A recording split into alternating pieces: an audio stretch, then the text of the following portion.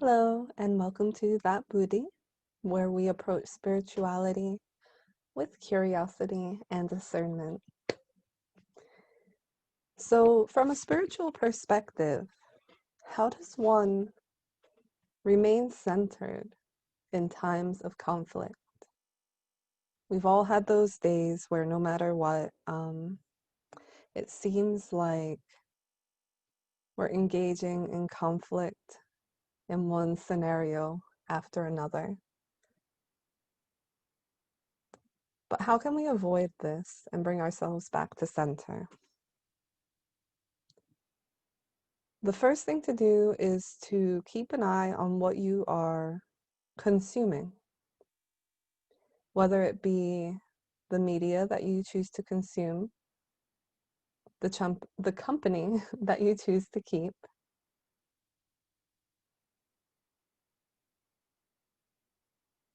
or even the foods that you put into your body. Ask yourself if these things are helping you or harming you.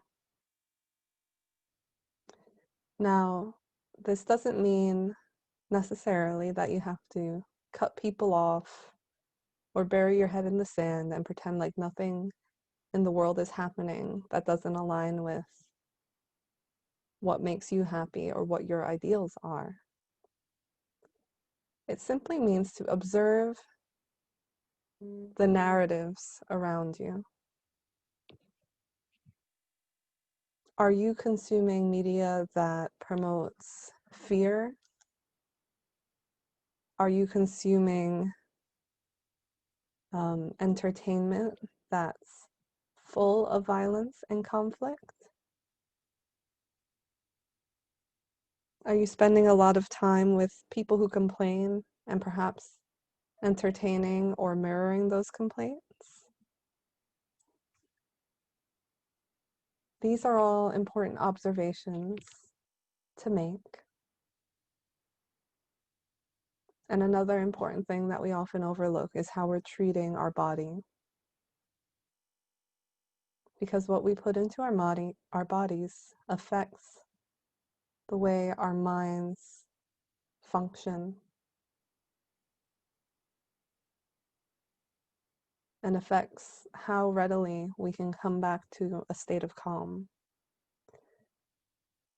So for example, if you're pumping yourself full of caffeine, getting your blood rushing, it might be a little bit more difficult to come back to a more centered state. So that's one very important thing to keep in mind when navigating times of conflict, what you're consuming. Another thing to keep in mind is that not every battle needs to be fought. Oh my goodness. I'll say it again. Not every battle needs to be fought. While we all feel that we're doing good by sharing our notion of what is right, it's not your job to change everybody's mind. Just as you feel that you're promoting that which is right, other people equally feel that they are correct.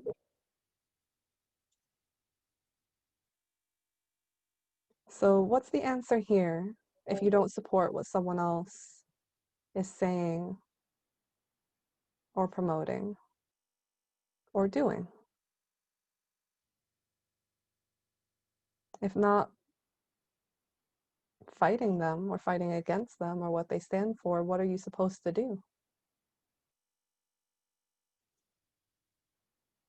It's important to keep in mind that living by example will attract like-minded individuals.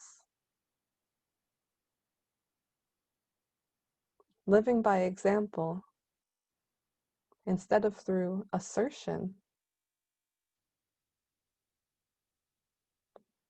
will bring good people towards you and bring out the good in others. By engaging in needless conflict,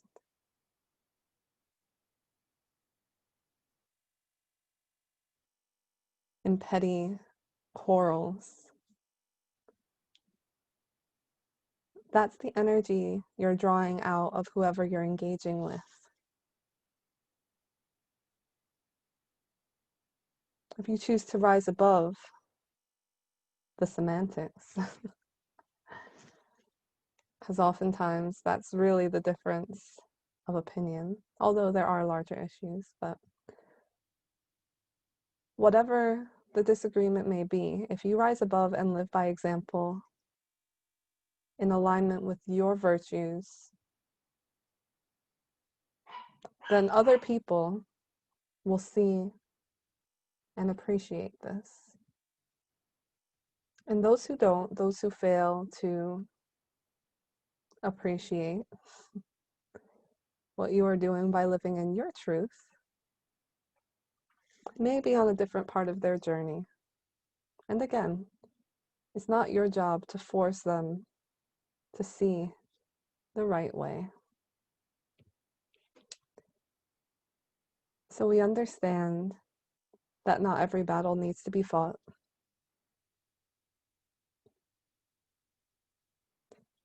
So now what can we do now that we've left behind a potential argument?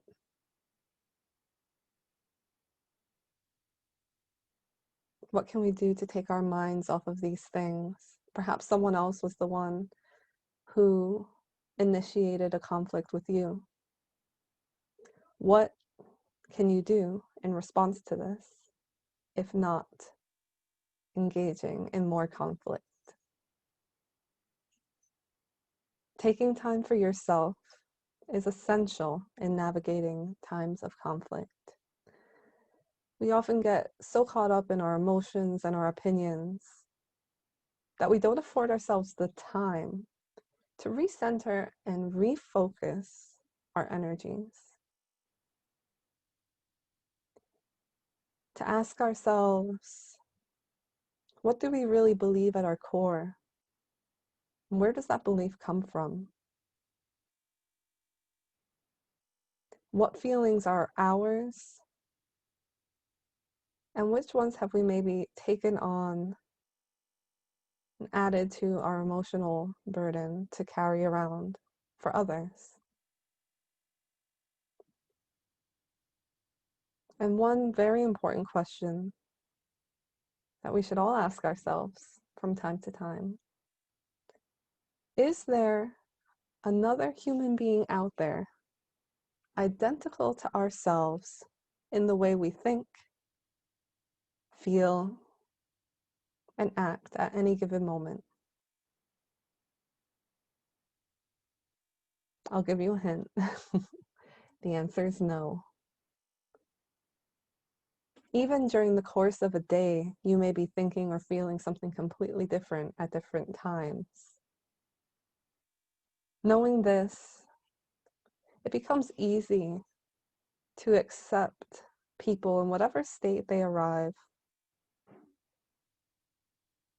It also highlights the importance of spending time with our own selves, celebrating our uniqueness, nourishing our gifts, working on any blockages we may experience or blind spots as they arise into our consciousness.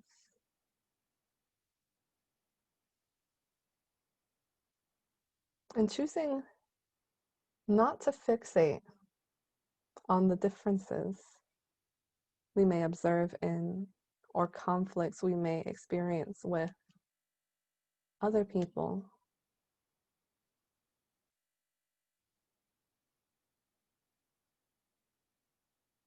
Sometimes the conflict arises between our current selves and our old self. as the old self still holds on to certain ideals we think we need in order to fit into a certain category or to embody a certain persona.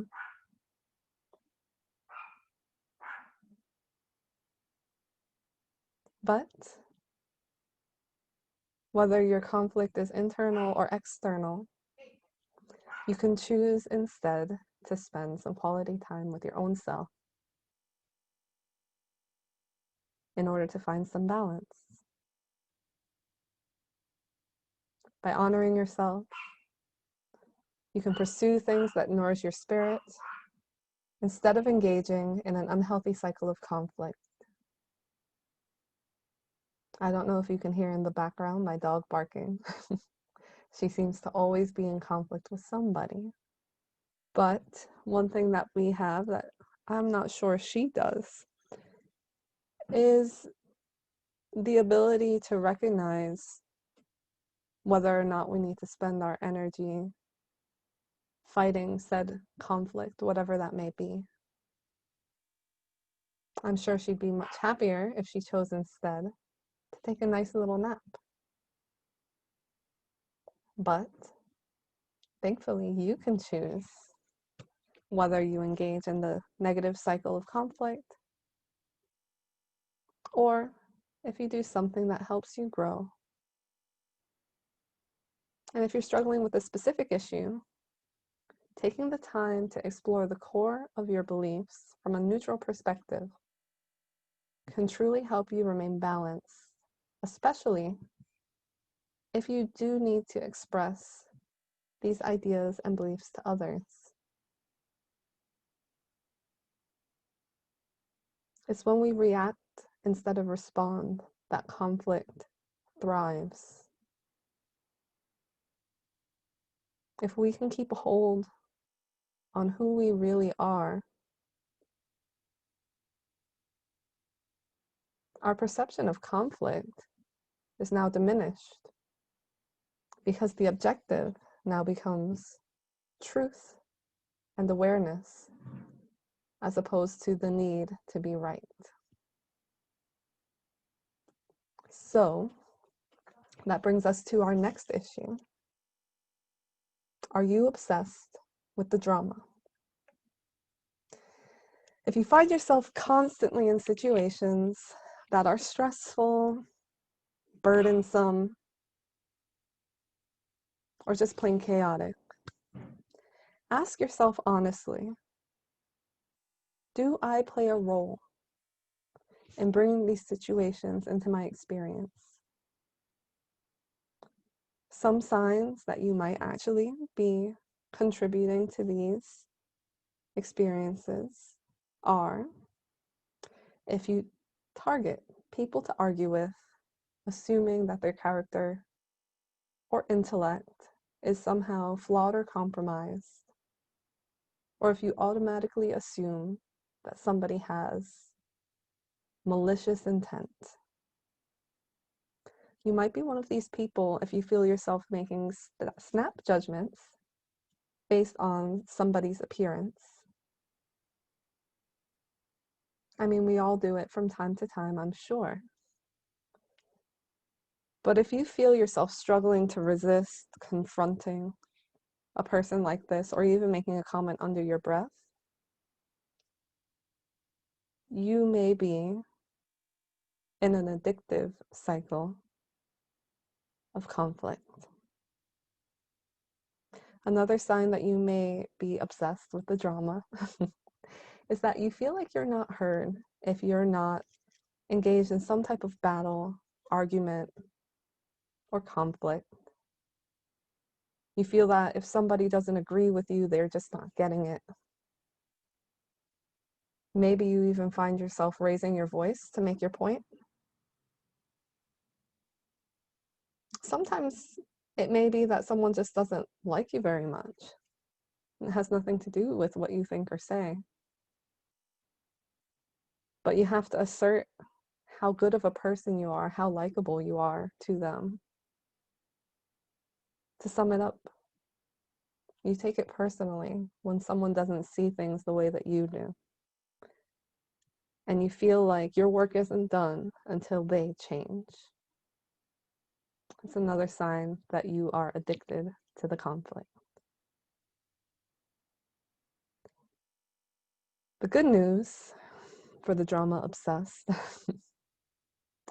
is that you could stop the cycle at any time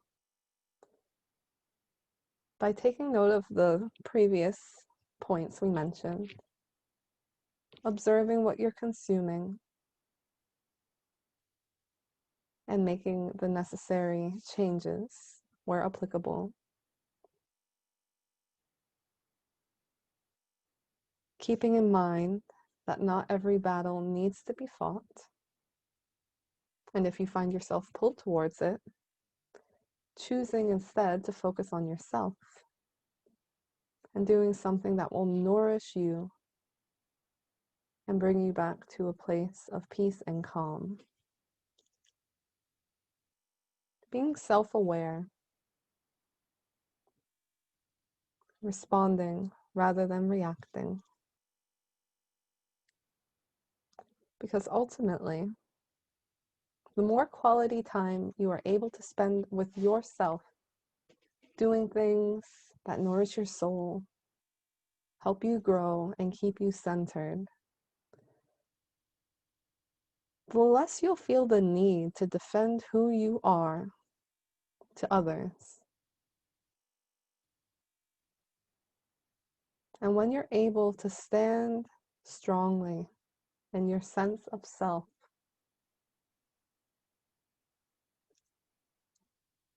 you're taking a big step towards living a life free of excessive conflict.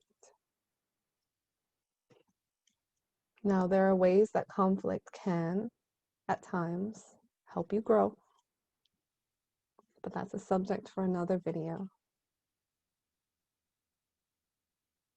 For now, I hope that if you are experiencing a time of conflict in your life, that this video has been helpful, and I look forward to the next time we are able to meet, even if it's just through a YouTube video. Until then, namaste. Thank you.